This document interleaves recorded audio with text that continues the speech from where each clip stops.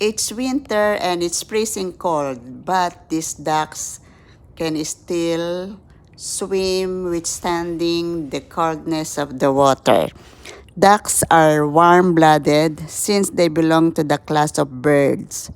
Ducks can maintain a constant body temperature according to their surroundings.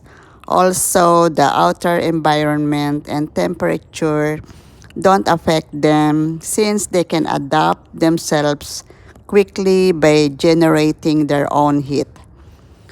Being a warm-blooded creature, all ducks preserve a temperature that close to constant. It does not vary with the temperature of the surrounding area, so they can survive harsh temperatures. Ducks as warm-blooded water birds get energy through food consumption. So, other metabolic activity that are adaptive to them are like paddling, swimming, migrating, and those help to regulate their body heat. Amazing.